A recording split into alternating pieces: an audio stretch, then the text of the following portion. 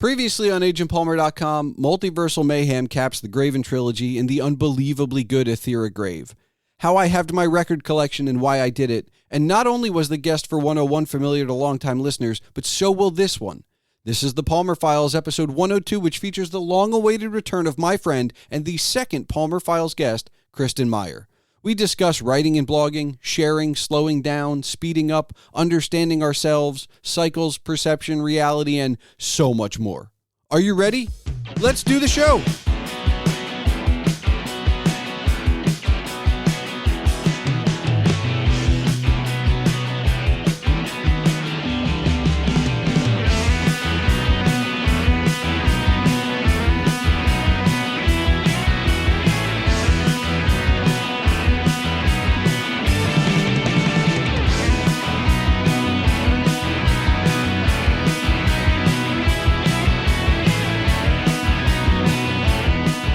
Hello and welcome to the Palmer Files. I'm your host, Jason Stershik, also known as Agent Palmer, and on this 102nd episode is the long-awaited return of Kristin Maier. Perhaps you remember her from 100 episodes ago when she was the second ever guest on this podcast. Perhaps you know her blog, HoneyBears and SydneyBeans, or her podcast, How Was Your Week, Honey, co-hosted with her husband, Chris. Well, she's returned to continue the conversation about writing and blogging, communicating, and getting to know ourselves. We also discuss parenting during the pandemic lockdown, her living with being diagnosed with MS, sharing the dirty dishes, and perception versus reality. All of that and a whole lot more is coming your way, but first, remember if you want to discuss this episode as you listen or afterwards, you can find all contact information for Kristin and myself in the show notes. You can also find more information about Kristin's blog, HoneyBears and SydneyBeans, and her podcast, How Was Your Week, Honey, also in the show notes. Don't forget you can see all of my writings and rantings on agentpalmer.com, and of course, email can be sent to thepalmerfiles@gmail.com. So without further ado, let's continue it.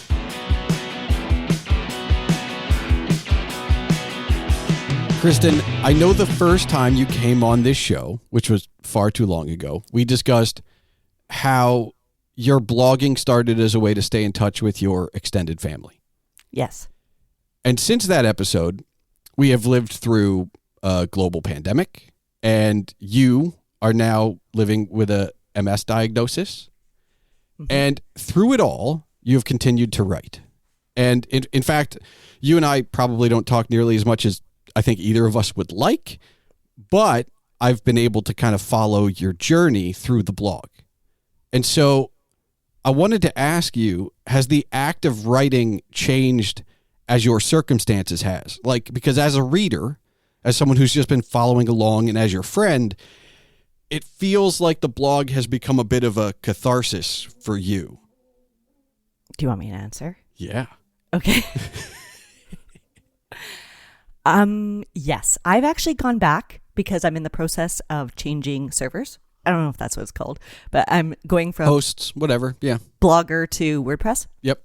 So I've been going through and rereading everything from my very first post to today, and I can clearly see a difference in my writing now as opposed to before 2020, right? I was funny. I wrote about children pooping, like explosive diarrhea and things that were happening with a toddler and a baby, and then elementary school child with a preschooler. Now it's very serious.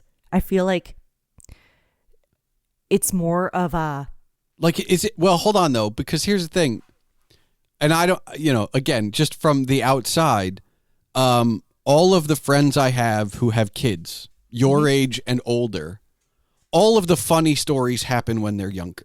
So inherent in the stories you're telling, they're going to be funnier when your kids are younger, because kids say the darndest things, but teenagers, not so much. Okay, you're absolutely right.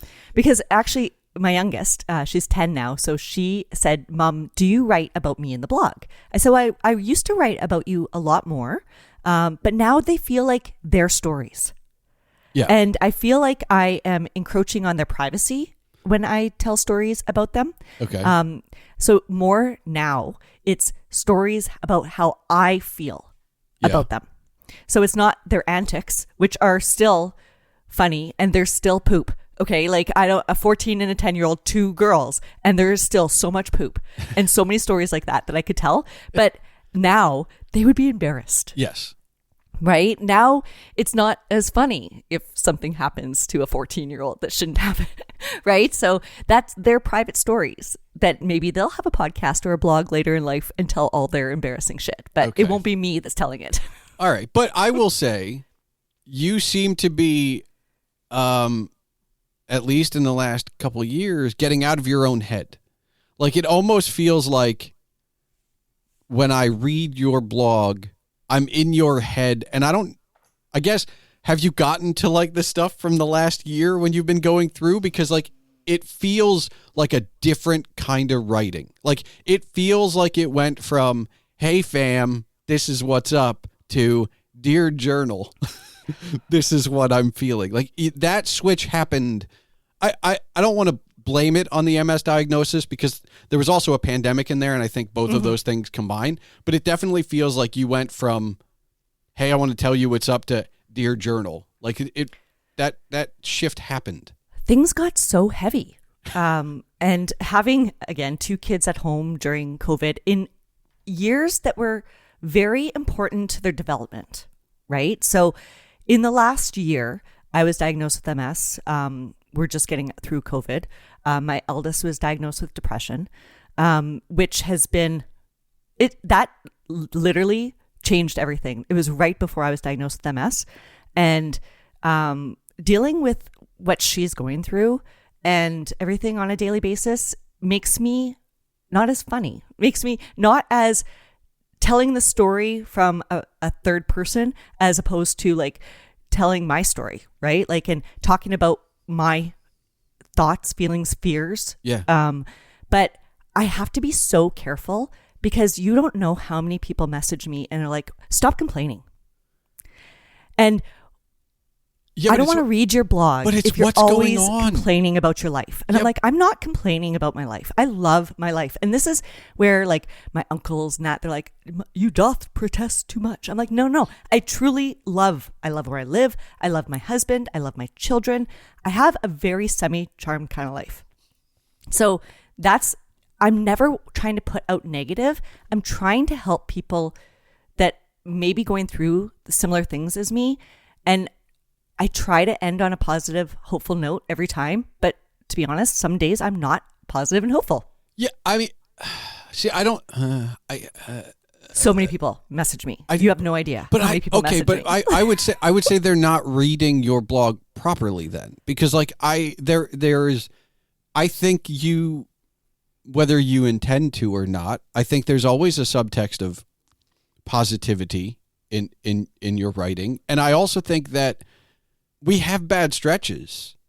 Like I've been, I think for the first time, I'm starting to come to the realization of why I've been depressed for the last 6 months to a year or whatever. And it's because for the first time in my life, my professional life is unfulfilling as the job search drones on. And my personal life is great, which is a flip for me. My professional life was always the stronger of the two. Always. And when that flips, that equilibrium is very different. And I don't talk about it probably nearly as much as I should. I think that's where you and I are kind of on other sides, right? Because I have something I can share with my audience. Somebody could listen and go like, oh, I feel that too, right? And it's a camaraderie thing. And while you and I have very different things going on, I relate to what you're writing about, and not in a way of it's like, oh, well, Kristin must be depressed again. Like, no, it's not that at all. It's just like, oh, she's got some shit going on. Like, and that's what I'm hoping that people will see is it's not. People throw around the word depression so easily nowadays. And to be honest, I did not know what depression was. I did not know. I have not really had experience. I come from that generation where you shut the fuck up and you go sit down. Oh, I'm sorry, I swore. No, you're like, but don't forget, we're not only that generation, we're the last generation where there were, we're in between, so to speak. Mm-hmm. We are, yeah. But because of our association with Gen X, which was the last bastion of boys don't cry, right? Yes. And by the way, girls didn't cry outside of their rooms either. Like, you didn't do that. You held that shit in. You didn't share that with anybody. Proud of that. You put on the brave face, right? Like, the stoicism was hiding everything. You weren't supposed to necessarily also show that you were extremely happy either. You were just supposed to be. That's right. It. Yeah. And so for me, I think like showing these kind of emotions, in which I've been trying to learn how to communicate better, because our generation just didn't learn how to communicate well. And my kids are teaching me so much about that. And I'm really, really grateful. However, when I do that, I feel like people see it the wrong way. I went to my neurologist, second time meeting him. I introduced myself again because I didn't remember meeting him the first time because I was in my first flare-up. And so I introduced myself and I said, this is the way I see things. And I'd like to know if you're on my team, kind of thing. Yeah. And I cried. And I was like, I am so frustrated because my whole life has changed. I've been a person that is A-type. I can do 12 things at once. And if I'm not doing 12 things at once, I feel like I'm not being productive. Now I can barely think and go to the bathroom at the same time. Well, but don't hold on. I can't do things like that. But I will stop you because a couple episodes ago, I talked to Jacob Burgess and I was explaining to him like how I see the content I create, and he's like, that sounds like toxic productivity.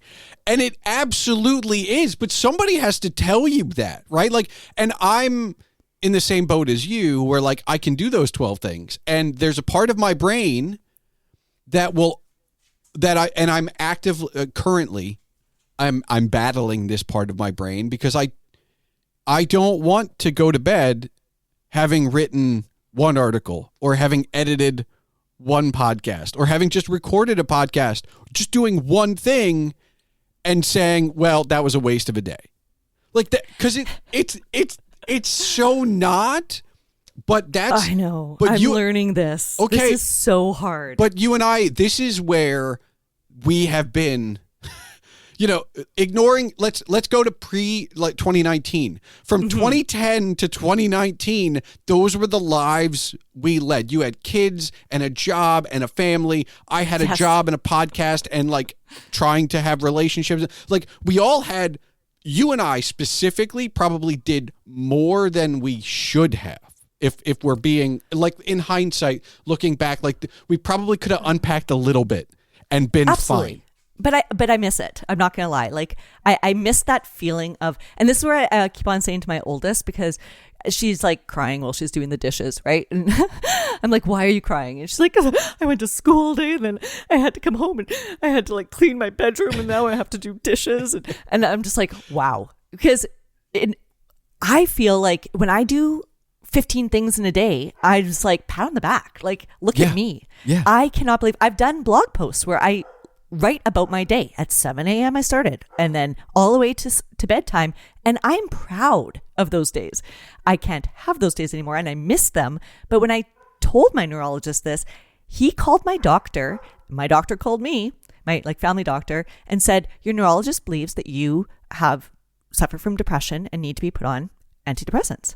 And I was like, no, that's not what I said at all. I don't feel, and I get it. MS, the number one symptom is depression, which I don't believe, because I believe that people in my situation, I don't believe that we're depressed. I believe that we're dealing with major changes. I think it's frustration. It's so much frustration. Yeah. Because I had to slow down so much during COVID, and I thought that we had slowed down. I was just like, wow, look at me, how, and I patted myself on the back and I wrote blog posts about it. I'm like, the whole world is slowing down. We needed this time to like really reflect and like connect. And now I'm like, I have to slow down more This is crazy. You and I don't feel like there's purpose. I wonder how much of it has to do with the fact that you have kids and I don't, because I looked at COVID as a way to do more. Like I did not God. like I looked at it was like, oh, everything else is slowing down. It's time to read a little bit more. It's time to double down on making sure that my writing's good. It's time, like I did more around the house. I did some purging. I did, like I looked at it as I have this time where the job search is basically on hold. People are just thankful for keeping what they've got. And I'm like, well, I've got this time now. I might as well use it. Like I did not. I think more people probably should have treated it as a vacation because no one relaxed enough during that time. It was hard to relax with kids. I mean, we were homeschooling for 6 months, which was difficult. And we did homeschooling a bit different than other people, where I wrote the schedule every single day and the kids got up and we did school every day. And we did like a half an hour of like social studies, and the kids, with Rowan, my oldest, she'd already been through Canada. So I was like, okay, let's learn the States. So she had to write an essay on the States and that, and Mexico. Cause I was like, let's do our whole, landmass. And Sid, she learned all of like the capitals. And then Chris would do math, and then we did science, and we did gym. And I mean, we did everything every day. I wanted to keep them in that habit. Yeah. Because if you get out of the school habit, it's hard to get back in. See, and I feel like I could have done more because during that same time, I was pen paling with both of your children. This is true. They always ask where the pen pal went. Actually, I think you're very busy. I believe it's their turn, actually. But we also had a move during that time. We built a house and we moved upstairs. So it was weird because we weren't allowed to go downstairs to see my dad, and he had some of our stuff, and it was just such a weird time, right? I do not feel like we did nothing during that time. I feel like I wrote more. I exercised. I probably was in the best shape of my life because Chris and I would exercise every day. And I spent a lot of time with the kids. Now, whether or not that was a good idea, I don't know. I mean, right? I think no one looks back. So parents shouldn't be as involved in their kids' lives as all of us have been involved in the last 5 years. Okay, that's fair. We know every single thing that's happening. Because I asked the kids stuff that my parents would have never asked me. So I guess that's fair because you haven't heard it yet because obviously I record ahead of time. But this is episode 102. So 100 with my father has been recorded and I've edited it already. Right? I'm excited for that. Your mom's episode was my favorite. And so I got his philosophy, and anybody listening to this now has already heard it, but I got his philosophy on parenting in that episode. I didn't really get a chance to ask him. It's not something that ever came up beforehand, right? Because you don't think, even as an adult, to ask your parents like things about it. And so like the opportunity happened. Like you can't, I couldn't not take that opportunity. But I feel like no one ever regrets spending time. Maybe getting involved, that's a different kind of involvement, but no one ever goes like, I should have spent less time with my parents or less time with my kids. Like nobody says that, right? Maybe I shouldn't have forced them to do this thing. That's a completely, whatever. But who knows? And look, we're all in uncharted territory here. You're absolutely right. Oh my gosh. Having a teenager is the biggest change in my life. Bigger than MS, I think, sometimes. Well, I mean, okay, but let me ask you this. Do you think having one teenager will better prepare you from having another one?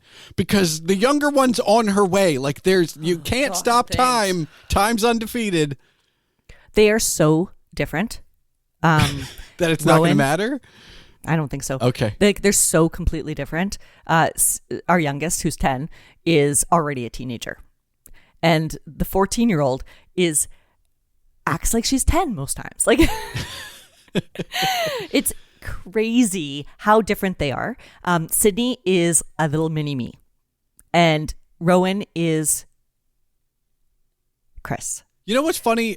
When I was writing with them, obviously they were younger because this was a couple years ago, but I didn't get a feeling for who they were. Like, and look, I've talked to you and Chris socially, and I've heard you guys on the podcast, and I've read the blog, but I didn't get a feel for like them being mini versions of you. Like, they really are themselves in a way that's like, okay, I get this now. Like, you can see, because I know their parents, right? So like I can see some of the humor kind of peek through a little bit, but like otherwise, like they're so different. They are, and they're both funny. They're both smart. They're both kind. I mean, like they have all of those things that you want them to have. And we're a close family. Like I'm not embarrassed when they go out on their own or anything. I know that they're going to make good choices. You know what I mean? Or hope that they do. But for the most part, they got good heads on their shoulders. It's the way they approach things in life. Sydney approaches with gusto. Okay? Like nobody doesn't hear her. Everybody knows if she's happy or if she's sad or if she's angry. Rowan is completely different. She is okay. Even if she hates it, even if that's not what she wants to do, she would rather just say okay than dwell on it, and get upset about it inside, and then later on kind of burst. Where Sydney bursts, and then it's all over. And so there's a balance there. I can understand that. They both. I do that. It feels like they both need to come to the middle, like a little bit. Well, we're getting into menstruation time, so I don't see that there's going to be any middles. Okay. I just see crazy girl freaking out, and Sid already does, and I can handle that. Like I can just laugh that off. It's the silence, and Chris does that too. And for 20 years, I've tried to deal with that, and it's something that I just don't understand. I don't, but here's the thing. We talked about this earlier. I think part of it's generational, because I know for a fact that Steph doesn't know enough about what I'm she can read my mood, right? Like there's no hiding that, right? Like we don't have to be together for 2 decades in order for her to walk in a room and know exactly how I'm feeling. Right. But I don't necessarily communicate the why or even the what, right? Well enough. And I know that, and I'm getting a little bit better at it. And part of it's circumstance. And I say that in a way where it's who's first in line, right? There are days, because you and I have talked maybe once a month on average. There are days when I talk to you about what's going on in my head at 2:00 in the afternoon that I don't talk to her about for another 3 weeks, because I talked about it that day. I don't need to talk about it again. And because she's working and I'm not, I get a chance to have these conversations with you, with my father, with my mother, and I get it out. I don't want to talk about it again. And that's a me problem that it takes up so much energy. Oh my God. Right? Like I started the spoon thing. So, and that's how I've explained it to the kids. I explained it to Chris, is I'm given 10 spoons a day, and I know that a shower is 3 spoons, right? Okay. And this is a spoon and this is a spoon. So if I've used up all my spoons by noon, then I'm in bed, because I'm only given a certain amount per day. And so the kids understand that, like Sydney this morning, she's like, will you walk me to school? I'm like, that'll take 2 spoons. And she's like, okay, how about halfway? Right. Okay, so, because I know walking back uphill is going to I might have to take a nap before I talk with you. Okay. Right. Because and I'm starting to learn that, and starting to slow down and slow my roll and understand where I fit in. Right. Yeah. But everything takes so much energy. So like yesterday, I had an awful day yesterday. Chris came home and he's just like, tell me about it. And I was like, I can't. Like, it's just, I've already did it. I already went through it. I felt the emotions. It stressed me out. I'm in bed in the dark right now. And then this morning I woke up and I'm in a much better mood. I showed him a picture. I'm like, this is what happened. And I told him everything, but I couldn't last night because I had no energy. Yeah. I think that I am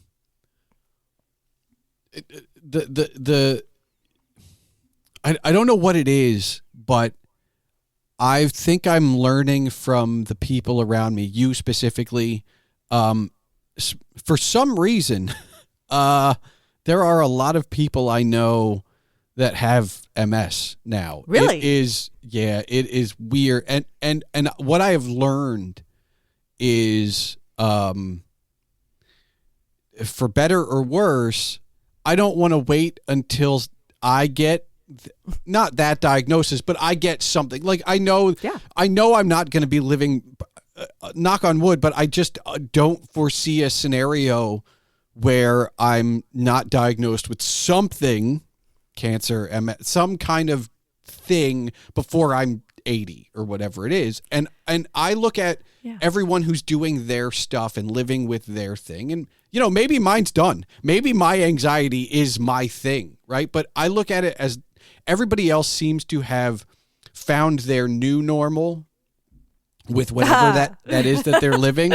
Right. And it always changes and it's always evolving, but they're figuring it out. And so I'm looking at it like I need to adjust as I go along because you just can't do everything. And I also feel like I don't want to get to a point where it's not my decision, which I think is the one thing I've learned from everybody else. You've talked about having balance or the 10 spoons is a perfect example. Like you understand where you're at. I don't want to be in a position where like I have to live with 20 spoons and all of a sudden I'm only given 10. So I want to kind of take control of that ahead of time. But are you doom prepping? Like I think it's balanced because thinking about this because I'm like, if I would have known I was going to get MS, would I have done more before? And I'm like, what? Am I going to live like my mom died? My mom had MS. Okay. Yeah. So I already kind of lived through MS because I watched my mom going through it. And then my mom died at 54 of cancer.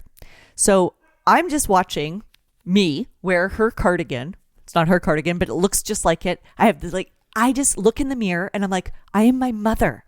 And the same things that happened to her, she got MS, 30, I was 40, I assume I will get cancer by 54 to 64 and die. That's pretty much what I assume. And I think about it. Now, I'm like, should I stop going out in the sun because it'll give me cancer faster? Or should I stop? And I don't know. Like, I don't want to live like that. Pretty sure that that's what's going to happen because I followed every single thing that she has done in her life. All the bad things I've done. She kept on telling me not to follow her, and I kept on following her. And then I look at Sid, and I'm just like, you're just a mini me and a mini Nana. And what do I tell her? You're probably going to get MS. You might die of cancer. I want to say that to her. I think it's just about control, right? Because I think it really is more about balance, which it's not a word I like because balance has become a buzzword of sorts. But like right now, I'm either working on something or I'm unmotivated. There is no in between. There is never a point in my day where I'm just happy to be, right? That doesn't mean I don't enjoy what I'm doing. I enjoy reading, but I'm reading to write the review. Okay? I enjoy running, but I'm running to exercise. I just read a book yesterday that I'm not going to review. Oh, what? Yeah. See? I'm not there yet. You can do that. I'm not there. But I've finally gotten there with some movies and television, but I haven't gotten there with books. Right. So I am doing the challenge at our library. It's the Ultimate Book Nerd. So you have 50 books and they tell you like the topic. And I read one that was a topic last week and I really enjoyed it. So I took out the second one and I looked at it and I was like, okay, well, I can't review and add this to my book list because it's the second one. But I really want to read it. And I was like, can I do it? It almost felt like walking without my Fitbit on. Were you like, did you feel naked? I felt like I was doing it for no reason. And and as I was reading, I was like telling myself, I'm like, you're reading it because you want to find out what happens in part 2, like in the second book. Yeah, you can't review it. It's not going on your list, but you can just read it. And I did, but I read it very quickly in one day because I was like, I don't want to take up time of the other books that actually count. Yes. Well, all right, but you should read a book just for the sake of reading it. I'm just saying, like there are but that's where it comes back to balance, right? Because that's the way I'm looking at the world, and so I need to find something in between unproductive and productive. Because there is definitely something in between there. They are not binary states by any stretch. But that's where we've been, and this goes back to where we were pre-2019. It was either a productive day or it was a wasted day, and there was nothing else. So that's where I think I'm floundering. I don't know if that's a word, but the most is... yeah, that's the word. Yeah, I don't... I keep on saying, like, I don't have purpose, but I've never woken up and not had anything to do. Oh, yeah. Right? Like, I've always worked 2-3 jobs. You know, I would work while I was in school because there was hours in the day, so you might as well use them. Yeah.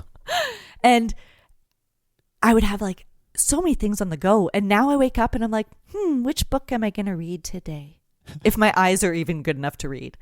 I've never felt like this. Like I cleaned the kitchen the other day and I was like, okay, well, that's done. All the laundry is done. By Tuesday, I'm just like, oh my God. But I can't work because I only can last an hour or two before I have to take a nap. No job is going to keep me, but I also have nothing to do. And it's so weird. And I hate it. How have you adjusted to that? Because to me, right, I will get depressed the moment there's nothing to do. Like, or sad, or not. Sad's the wrong word. Depressed is the better word because I can still be happy and have nothing to do. But there is a part of me inside that's like, what the fuck are you doing?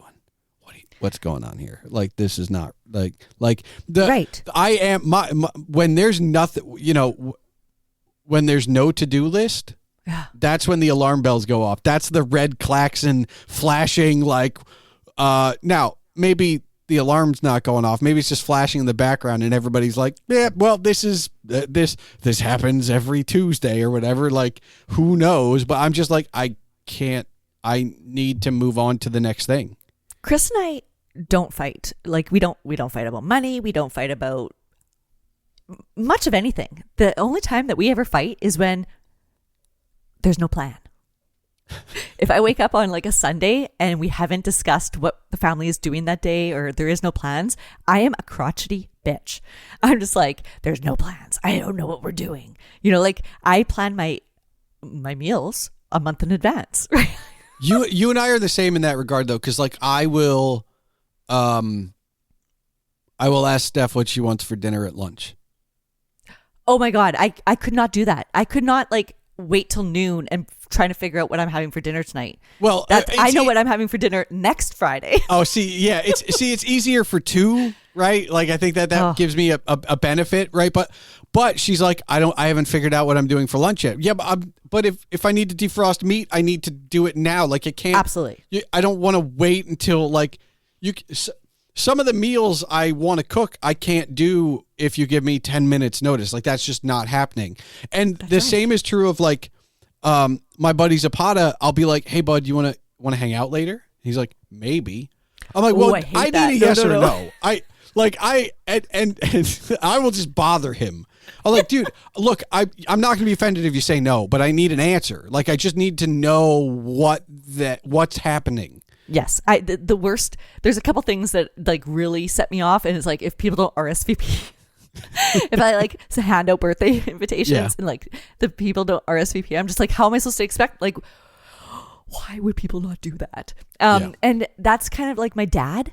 He does that all the time. I'm like, hey dad, I'm thinking about making Father's Day plans. You know, should I make plans on the Saturday for dinner? Should we do brunch? I don't know. I haven't checked my calendar yet. I'm not sure what I'm doing that weekend. Well, what?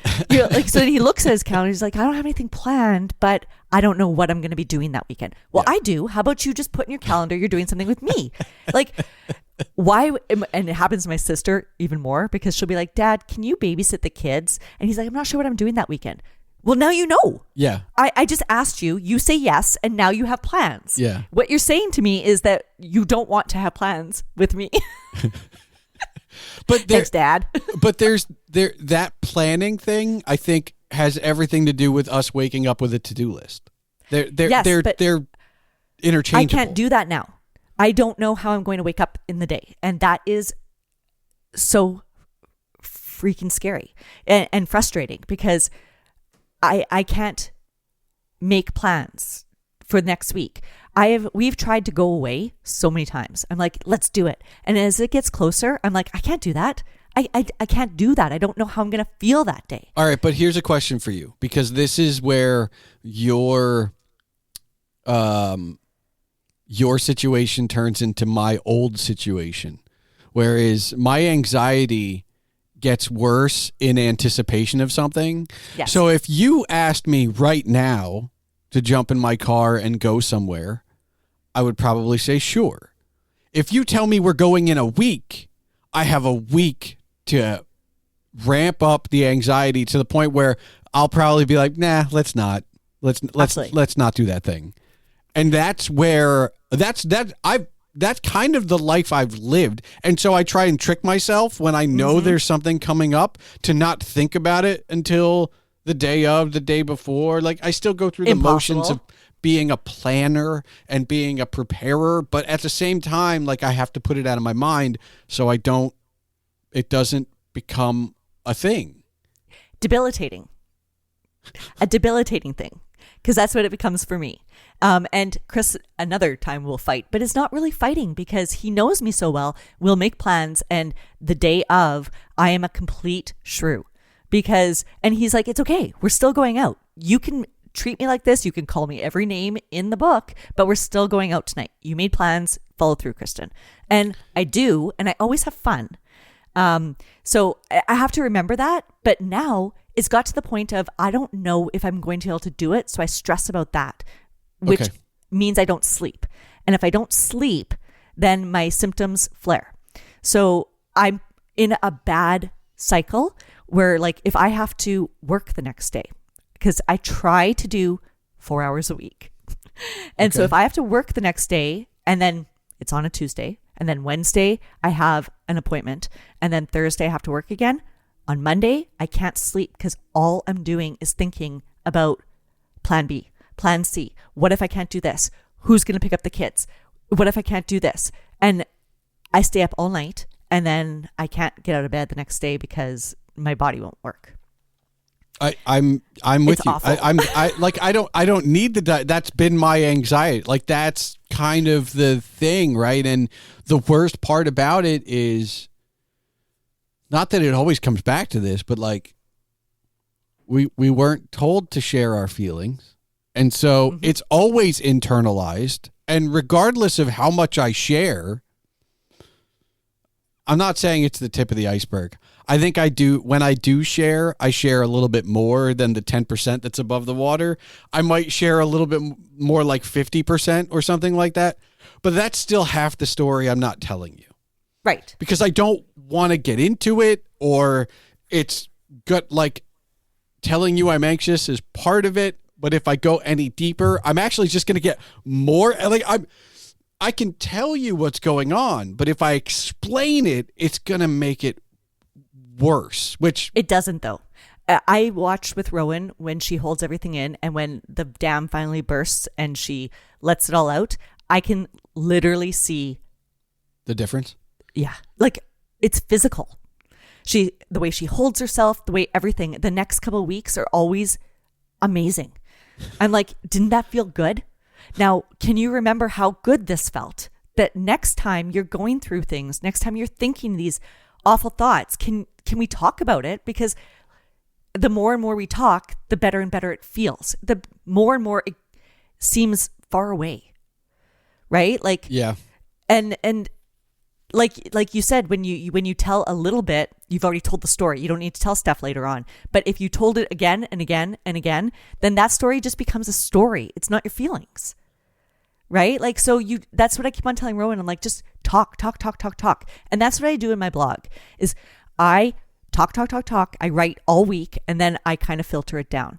And since MS, I'm doing something that you've been telling me to do for years. You'll be so proud of me. But I actually write down, I have my next 8 posts ready to go. Nice. Which I've never done before. But I feel like now my posts are so defined. This week, I'm going to talk about a meal plan. This week, I'm going to talk about an MS update.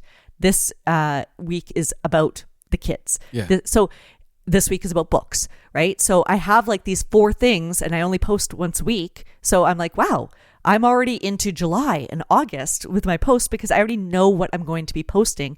And then I kind of write all week. Now, I can't actually type anymore because my MS comes out in my fingertips. Ugh. And Can you write? Like, No. Can you handwrite at all? No. Oh, okay. No, I can't. It's awful. One of my favorite things in the entire world is a new notebook. And I used to just even do the alphabet over and over and over again because I love pencils and white paper and lines and order. And my hands are a mess now. Like they just don't work well. They get tired. I can't even like drive because I hold on to the steering wheel and then my hands get tired, which are so stupid. Yeah. So I use my dictation on my phone more often than not now.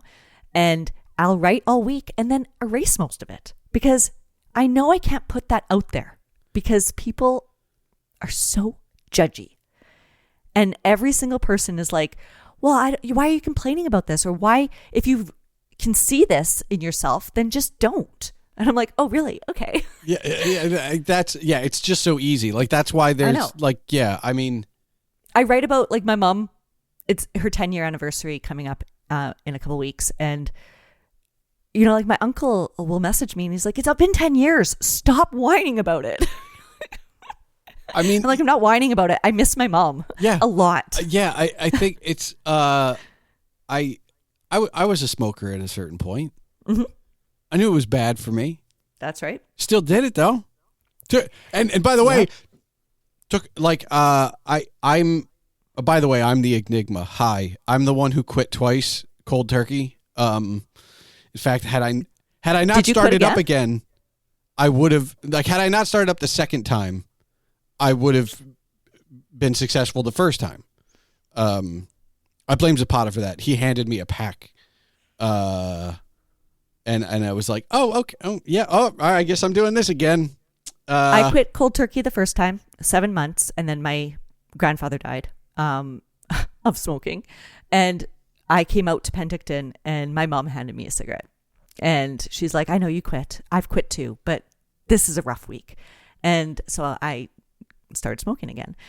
When I quit the second time, cold turkey, I have never... I kept 2 cigarettes actually, and I kept them in my rafters, and I would go out there and I'd hold them in the garage and I'd smell them and I'd caress them and then I'd put them back up in the rafters in the garage, and I left them. Actually, I destroyed them when I moved. Yeah. I was like, you are done. But I started smoking cigars on a regular occasion. So did my mom after she quit smoking. And what happened is, because Zapata, being my best friend and probably the person I socialize with the most outside of Steph, he's kind of gotten into this whole cigar thing. And he's like, hey, do you want to have one? And I'm like, no. Like, I will have one with you once a month. I will do that. 12 cigars a year, I'm fine with. But if we start doing this weekly, That's right. It's like, I know my limit of like one a month is, I can keep it at one a month, right? But you start doing weekly, and now all of a sudden it's going to be like, well, how about Wednesday and Friday? And now Absolutely. like, it's such a slippery slope. But I bring it up because, well, why can't you just stop? Like, that's nothing works that way. You don't tell somebody who's obese, just stop eating. Like, that's that's not good advice. Just stop. Really? I don't, people get uncomfortable with what I share. I think that especially like family members and that, they would prefer if they did not hear about my struggles, right? They just want to think Kristin's doing great. And, look at Kristin, she's doing it all kind of thing. Yeah. And that's wonderful. I love to give that perception because I have always had it together. And like my mom always said, you can make a 7-course dinner and everybody can enjoy it. But unless the dishes are done before all the people enjoy it, that's all they'll remember. Yeah. You must have your dishes done, Kristin. Like it's the dinner's not the important part. It's wow, she cooked that dinner and there's no mess. That's the thing. Yeah. And my mom used to put all the dishes in the bathtub. And the bathroom was a disaster and she would do dishes for the next 3 days. But when people came into the kitchen, they were just like, how did you pull off this dinner in this immaculate kitchen? And so that's what I've always tried to do is keep my dishes done. Well, and what's worse, and this is not on you, what's worse is that everybody else is starting to show a little bit of their dirty dishes, right? Like, so it's not that Kristin's sharing too much. It's that people are oversharing everywhere. And so what used to be a nice blog about what the kids did is no longer that. It's a little bit more personal, and I'm already getting overshared from any social media I'm on. I'm already hearing more from my friends because when we're hanging out at the bar or when they call me, I hear about their shit, whatever it is. And so you're just adding to it and reminding them that, well, their friend's not doing so hot, but I didn't want to know about that. So Kristin's not doing so hot, and I don't want to know about that. Like, it's just that thing, and I applaud you, and I don't applaud you because you're my friend. I applaud you because you're sharing the dirty dishes. I'm fine with that. I've said before that Steph and I started watching Minecraft YouTubers, and my kids do that all the time. We started watching when a lot of other people did during the pandemic, and a lot of them as content creators thought, well, it's pandemic, my numbers are going up, I have to do this, that, and the other thing. And coming out of it, I've witnessed the burnout from some of those creators. And what happens is a lot of them, when they come back, they talk about it and they get 50-50 split. Like, hey, split the room. Half the people are excited to have them back and to hear them talk about their struggles. And the other half are like, what are you complaining about? You play a game. It's like, it's not that simple. And so I applaud anyone for putting it out there. Cause like you almost have to. Like I probably, it goes back to me not sharing enough, especially on this show and in my blog. Like, people might think I have it together. Like, I more or less, but there are times when it's definitely less, and I do not let that on. And it's not a character, and I'm not trying to be tough for anybody else, but you have to let people know that they're not alone. Somebody struggling listening to this should not feel like, oh, that fucking Palmer guy, like he's always got it together. Like, no. On his stool up here looking down at us, right? Like, no, of course not. Like, about 6 years ago, a girlfriend of mine, she messaged me because I love Insta story and stuff like that. So I post all these different stories throughout the day. And she messaged me and said, Jesus Christ, do you eat gourmet every night? Like, give a single mom a fucking break, Kristin, And so as I read it, I was pouring in the box of Katie because I'm a huge Kraft Dinner fan. In Canada, macaroni and cheese is like our thing, right? Yeah. Not homemade macaroni and cheese, Katie. So I was pouring in my box and I just sat there and I took a picture and I posted it and I was like, real life, this is what we're eating tonight, right? Yeah. And she was like, oh my God, that's amazing. Now, after I was diagnosed, a lot of friends, they sent baskets, but they didn't contact me. I don't think people know what to say, right? They're just like, whoa, this is weird.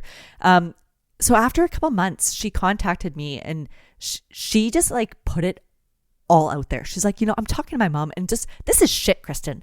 I cannot believe this is happening to you. And it was like the most frank and honest. And she was like, MS sucks. This sucks, and nobody had said that to me. Everybody was just like, oh, and asking me questions like, you're going to get through it. And like, there's no getting through it. It just continues, yes. Right? Like there's no cure. There's no end. And people think I'm being so pessimistic when I say that, like get better soon. I won't. Yeah. Like, thanks though.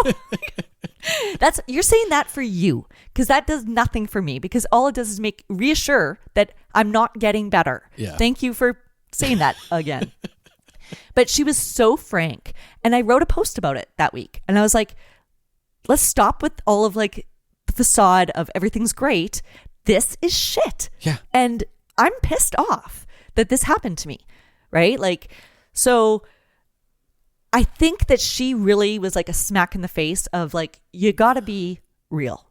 And those first 6 to 8 weeks where I was in a flare up, and I've never felt anything like that before. And they told me I'd forget how it feels. And I probably do. I just remember being awful. Yeah. And I posted pictures of me bloated and crying and black and blue from falling and all of the things that I was going through. And I don't care if it's uncomfortable for you. It's helping me. This is my therapy, that I need to get this out and tell you what I'm thinking and what I'm feeling. And then I have so many new followers that are like, I feel that too. And nobody posts that. They all post their good days, but you post your bad days. And I think that that's needed, because I watch people going through their bad days and going, oh, wow, they are feeling just like me. And that helps me personally. So that's where the people I know with MS, only one has kind of shared the bad. Everybody else sucks. Everybody else that I know, like, or that it comes up in conversation, oh yeah, I have MS.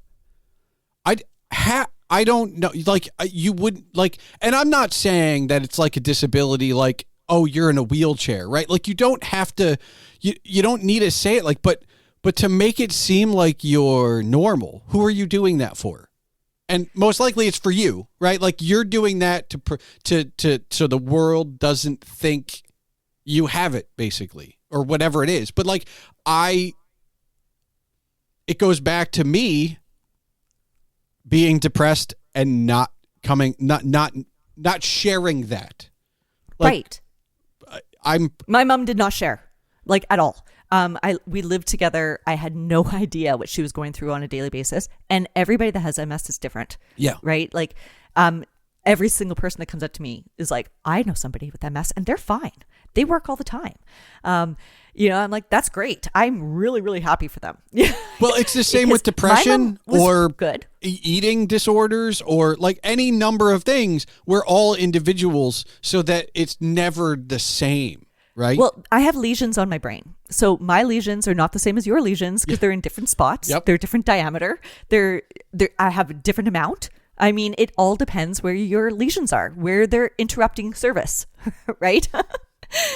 This is how I explain it to the kids. Okay. Yeah. No, I have to explain it a lot to them, because they're just like, I don't understand why you were fine 10 minutes ago and now you're on your ass, right? Like, yeah. And there's I think that and this is from having read along with your journey. I feel like we, as a reader, we only get a third of the story. Oh, it's because, and well, hold on though. It's not because that's what you're sharing. I think it's also because you've told your kids 3 times this week. And yes. So it's the kind of the diminishing returns. I don't want to say, I already told Ro and Sid and Chris this thing. My readers are going to get a sentence, where everybody else, like Chris got 5 paragraphs, Sid got 4, Ro got 3. The blog gets a sentence.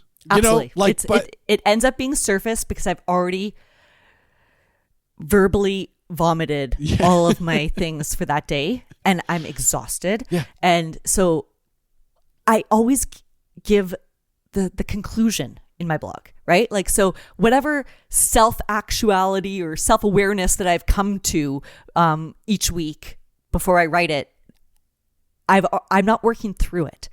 Sometimes I am. And I feel like when I read those ones, I'm like, 2 months later, I got there.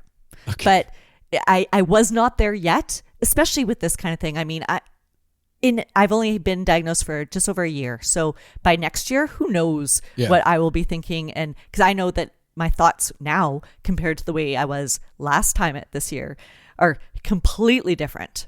Right? Like, I think at the beginning, I was just like, I'm going to beat this. And then I realized that's not how it goes. But there's no beating it, but you have I think the one thing, and I don't know if there's like doctors that specialize in MS, but I would say that the fact that you have basically you have a journal of where you've been and what you've been through, and whether you're better or worse 12 months from now, you'll be able to go back 2 years and see what it was like at the beginning. Or absolutely. A year and a half. I actually have an MS journal that I don't write in my blog. Okay. And that's the deep thoughts that I don't put in the blog because they're too raw and I haven't fully formed them yet. That's fine. And so sometimes I find that I just say words and it makes me feel better, but it doesn't make sense to a reader. And this is where I think that we talk about being authentic and sharing everything, but there does need to be some kind of filter because I would be willing to bet that you could share that MS journal with me and I would have no idea what that's the part where you need the filter is not that I'm not sharing with you. The filter is that I wrote 3 words that mean something to me. That's right. You aren't going to figure out how they like, do you know what I mean? Like baseball, pineapple, whatever. Like, it's just like, I don't, how. I wrote like the longest thing. And again, it's all about my symptoms, right? And I'm trying to explain it to Chris. I'm like, okay, do you remember Inspector Gadget? I'm like, when I bend over, my back feels like he's putting a spring out, like Inspector Gadget. And he's like looking at me and I get it. The neurologist has no idea what I'm talking about. Nobody has any idea what I'm talking about. I get it. I don't understand. I mean, just what? Okay. Maybe people need, maybe we need to update your references, Kristin. When I bent down at that time, I felt like an accordion. Like all I could picture was like Inspector Gadget, like kind of bouncing back and forth. And so that's how it felt in my back. And it's such a weird feeling that I don't have the words for it because nobody's ever felt this before. And I think that this is why MS patients get so frustrated because you can't explain and you look normal, right? Like I'm talking to you right now. I look exactly the same as I did. Yeah. Plus 30 or so pounds than the last time we saw each other. Yet I can't feel my arm. I have, on my left side, my eye is hanging. I feel like I had a stroke, but you can't see that. But my face is numb. So I'm trying to like talk around my words, knowing that my left side of my mouth isn't working. But it is working. And perhaps this is why I understand what you're going through because every anxiety I've ever had has always been non-physical, with the exception of when I actually feel like I'm going to throw up. No one will ever know. No one knows that. Right. And so, it's just kind of like, I maybe I can read between the lines a little bit, because I could see, but I understand that. And I think that that's a thing where I think more people need to understand that not everything's physical. Like not every wound is going to be bandaged for people to be like, can I sign your cast? That's not exactly. how. I was at the eye specialist last week and it was with a bunch of elderly people sitting around and a lady came in with her husband and she was early, but there's no place for her husband to sit. And this other elderly woman got up and said, you can take my seat. And the lady looked directly at me and said, no, I will take her seat. She's young. And I just sat there going like, I was going to vomit. Like my stomach was so upset. I was just like, I don't want to do this. I don't feel like I need to tell my medical history to this entire waiting room. And so I just sat and looked at her and I said nothing. And everybody like was waiting for me to get up. And I was just like, nope. And very quickly my name got called, thank God. But I'd been waiting 40 minutes and I had my legs can't sit 40 minutes straight down. They have to be up. So as soon as I took one step, I fell flat on my face. I was so embarrassed. It was awful. And I just like looked around. I'm like, I have MS. And I just got up and dragged my leg over to the next fucking waiting room. And it was awful. It was so embarrassing. It was the worst, I think, experience I've had with MS in public so far. But I don't go out in public very often because I don't know how I'm going to behave. Yeah, there's a balance there, right? But I mean, you showed that woman. It was awful. And then I had to go back yesterday and I was too emotional yesterday to post anything, to talk about it or anything. I got in the car, I called Chris, I had my emotional breakdown and then came home and I had to sleep for the rest of the day because emotions, heat, anything gives me flare-ups and exhausts me, which is so crazy. So one experience at the eye doctor yesterday was enough to put me in bed for the rest of the day, which is crazy. But when I walked in after all the things that happened last week and then waiting another hour, I dragged my leg in. She looked at me and said, I don't know what you're complaining about. It's all in your head. Ugh. And I was like, it really is actually all in my head. It's called lesions on my white matter. Like it really is all in my head. And I get that, but I'm not making shit up. Yeah. I can't see. And she dropped these yellow drops in my eyes and it went all down my face. She didn't say sorry. It ruined my mask because I still wear a mask because I have no immune system. Yeah. And it ruined my shirt and she didn't even say sorry. I was in there for 3 minutes and she told me I could leave. It was awful. Yeah. But that's how it is. People are like, my mom or my cousin or has MS and they're fine. So I don't know what's wrong with you. Yeah. It's just like anything else, right? Like, oh, my friend has anxiety, but they can get on a plane. Why can't you? It's like, well, that's right. Not quite the same. I mean, it's not the same. Not the same. And everybody's individual. And even when I share my story, it's not going to be relatable to other people because there's people out there that have MS that are like, I'm perfectly fine. You're whiny, And there's people with worse. Yeah, that's right. That are way worse. And my mom was someone that never complained, went along with her day. I don't know how she did, to be honest. And my cousin, who is my age, she passed away of MS last year. So, I mean, actually, she passed away of MS a month before I was diagnosed. So that's the difference. I mean, that was a 39-year-old woman that died of MS as opposed to my mom who lived her life pretty full and died of cancer, right? Yeah. So like everybody's different in their journey. And I just like to share it more than other people. And some people are not happy with that. And some people are. So I don't know.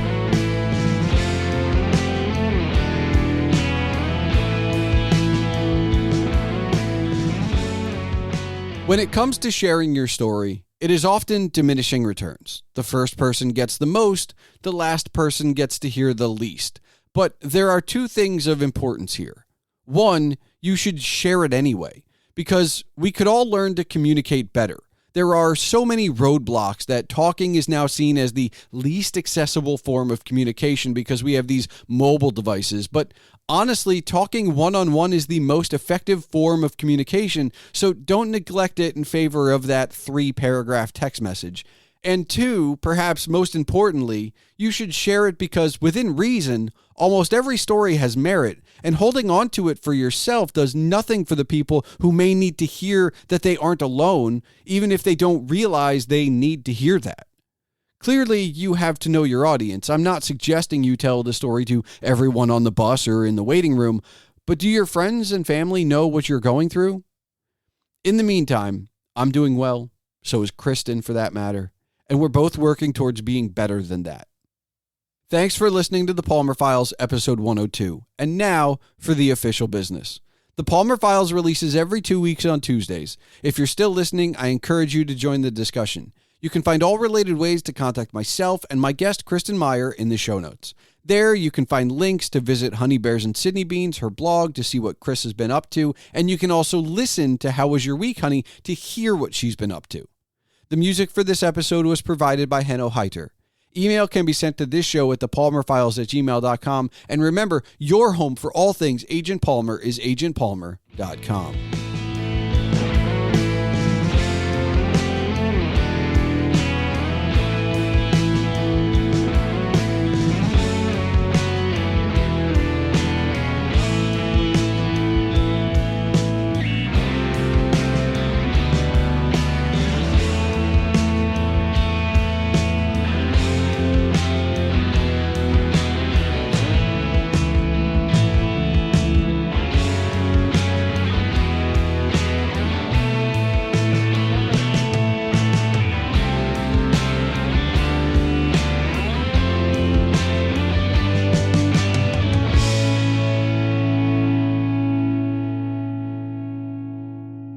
All right, Kristin, do you have one final question for me? Well, we were talking about how I feel about not working for the first time in my life.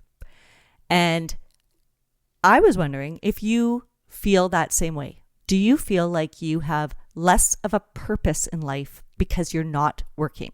I never tied work to my self-worth as much as you have. Career was always very important to you. Now that I haven't been working for a year, I feel like that is the biggest weight on my shoulders, is not putting money into our savings, not being able to buy Chris a birthday present with my own money. And I was wondering how you deal with that, and if you had any advice on how I can move forward and not feel like that. Because you've been in that situation for a while. It's rough because the only advice I can give you wouldn't work for you. And I say that because what I have found is I have doubled down on being a housekeeper, so to speak. I've doubled down on making sure the house is clean, doing the dishes, and doing the cooking. I have doubled down on at quote unquote contributing to the household in other ways.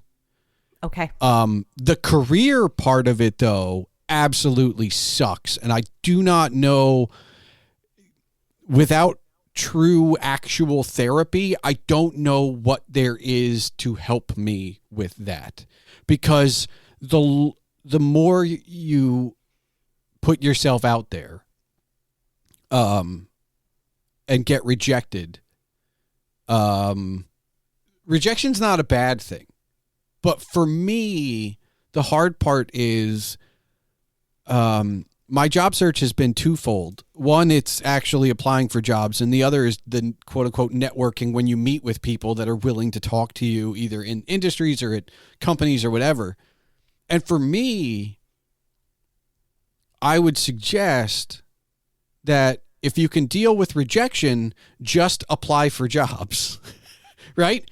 And then that's fine. If you don't get it, you don't get it. For me, the hard part has been the networking in conjunction with the job search. Because what happens is I sit down across from these executives or directors or just former colleagues or former colleagues of colleagues, and they all tell me that I know what I'm doing and that I should be hired and there's this disconnect between the people I'm networking with who see value in what I bring to either a conversation or a question they asked or whatever, and then the fact that nobody actually wants to hire me for that. And so for me, it's that disconnect that weighs down on me.